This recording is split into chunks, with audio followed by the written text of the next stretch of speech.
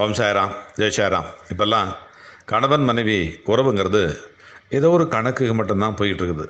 அது ஒரு அந்யோன்யமோ, அது ஒரு பிடிப்போ, ஒரு துடிப்போ, ஒரு ஒரு ஒரு ஒரு அந்யோன்யமாங்கிறதே இல்லாமல் போயிடுச்சு. நிறைய வீடுகளில் அப்படி தான். கிட்டத்தட்ட 90%. ஒரு சிலர் தான் இன்னும் அந்த பாரம்பரியத்தோட, ஒரு அன்போட, ஒரு பாசம் பற்று, நிதானமாக பேசுறது, ஒரு வாழ்க்கையை வாழறது, வாழவே தெரியாமல் ஏதோ கான்ட்ராக்ட் மாதிரி வாழக்கூடிய ஒரு நிலை இங்கே இருக்குது. 90% அப்படி தான் இருக்குது. ஏதோ ஒரு சிலர் தான் பழைய பாரம்பரியத்தோட, அன்போட, அந்யோன்யத்தோட, பண்போட, பாசத்தோட, பற்றோட வாழ்ந்துக்கிட்டு இருக்கிற பிள்ளைங்க ஏதோ கொஞ்சம் பேர் தான் இருக்கிறாங்க. தனக்கு நெருக்கமானவங்க கிட்ட தான் கோபத்தை காமிக்க முடியும் அப்படிங்கிற ஒரு நிலைப்பாடு. இன்னும் கொஞ்ச நாள் என்ன பிள்ளைங்களை காமிக்க போகிறோம். பிள்ளைங்க சரியான முறையில் நம்ம அப்பா மதிக்க மாட்டுறாரு, நம்மளை அப்பா நம்ப மாட்டுறாரு, அம்மா நம்ப மாட்டுறாங்க. இந்த மாதிரி பிள்ளைங்களுடைய நிலை அப்படி தான் இருக்கும்.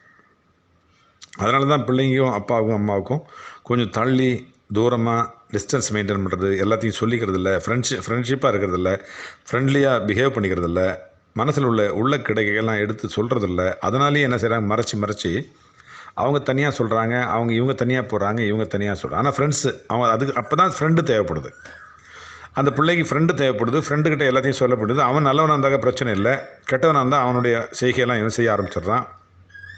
அப்போ நம்ம பிள்ளை தானாகவே கெட்டவனாக மாறி போகிறான். இதுதான் காரணம். நம்ம ஃப்ரெண்ட்லியாக இருக்கணும் இல்லையா? ஸோ மனைவிக்கிட்டையும் ஃப்ரெண்ட்லியாக இருக்கிறதில்ல, கணவன்கிட்டையும் ஃப்ரெண்ட்லியாக இருக்கிறதில்ல, பிள்ளைக்கிட்டையும் சரியா இல்லை, பெண்கிட்டையும் சரியா இல்லை. அதனால் குடும்பம் நிலை மாறி போகுது, தடுமாறி போகுது. கிட்ட இருக்கிறவங்க, நெருக்கமாக இருக்கிற மனசு, நெருக்கமாக இருக்கிற ஒரு அன்பு அவங்களுக்கு தூரமாக போயிடறாங்க. கிலோமீட்டரில் வாழ்கிறது ஒரே ஒரே அறையில், ஒரே படுக்கறையில் இருந்தாலும் கூட வாழ்கிறது நம்ம 10 கிலோமீட்டர் தாண்டி தான் இருப்பாங்க. அவங்க மனதளவில் 10 கிலோமீட்டர் தாண்டி, 20 கிலோமீட்டர் தாண்டி, இன்னும் நாடு விட்டு நாடு இருப்பாங்க மனதளவில். அந்த மாதிரி ஆகிப்போகுது. அவங்களுக்கு என்ன ஆகுது பின்னாடின்னா, இந்த மாதிரி அதிகமாக அந்த அழுத்தம் ஆகி எதுக்கிட இந்த வாழ்க்கை அப்படின்னு ஒரு நேரத்தில் முடிவு. அப்போ என்ன ஆகுது, அவங்களுடைய வாழ்க்கை முடிவு மாறுது. அப்போ தான் அந்த மாதிரி நேரத்தில் தான் இந்த மந்திரத்தை சொல்லணும். அந்த மாதிரி நேரத்தில் இந்த மந்திரத்தை சொல்லணும். உங்களுடைய கணவனோ மனைவியோ உங்களை விட்டு பிரியவே மாட்டாங்க. இந்த மந்திரத்தை சொல்கிறீங்க, அதுவே மகிமை.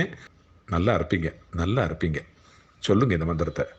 ஓம் ஸ்ரீம் ஸ்ரீம் ஸ்ரீம் ஹ்ரீம் ஹ்ரீம் ஐம் நமோ பகவதே ஸ்ரீ சாயிநாதாய ஸ்ரீலக்ஷ்மி நாராயணாய சர்வாந்தர்யாமினே சர்வஹிருத்வாசினே சூக்ஷ்மாய மனோவாகதீதாய அபேதானந்தானுபவத்ப்ரதாய சம்சார சர்வதுக்கசயகராய பிரியாய பிரீதிவர்தனாய புத்திசித்திதாய சித்தசங்கல்பாய.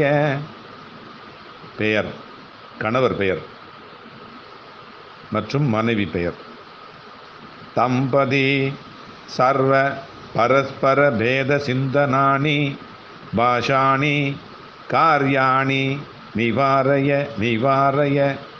நாசய தம்பதி நூதன நவீன ஜீவன தேஹி தம்பதி ஐக்கியம் ஏகத்வம் அந்யோன்யம் சுகம் குரு தேஹி வர்தய உம்பட் ஸ்வாஹா. தொடர்ச்சியாக வியாழக்கிழமைகளில் சாயப்பாவுக்கு கற்பூரம் ஏற்றி தூபதீபம் காட்டி நீங்கள் என்ன சமையல் பண்ணுறீங்களோ அந்த சைவ சமையலை கொண்டு வந்து அப்பாட்ட வச்சு, அப்பா சாப்பிட்டுட்டு எனக்கானது செஞ்சு கொடுங்க, என்னுடைய வாழ்க்கையை நிறைவான வாழ்க்கையாக, என்னுடைய கணவரை சரியாக வச்சுக்கோங்க, என் மனைவி என் மேலே அன்பாக வச்சுக்க சொல்லுங்கள். இப்படி சொல்லி பண்ணிங்கனாக்கா பிரிய போகிற, டைவர்ஸ் ஆக போகிற அந்த நிலை கூட மாறி மீண்டும் இணையக்கூடிய நல்ல ஒரு வாய்ப்பு கிடைக்கும், நல்ல ஒரு பிணைப்பு கிடைக்கும். உங்கள் சாய்ராம்ஜி, வண்டலூர் வழித்துணை பாபா கூட்டு பிரார்த்தனை கோபுரத்திலிருந்து. ஜெய் சாய்ராம்.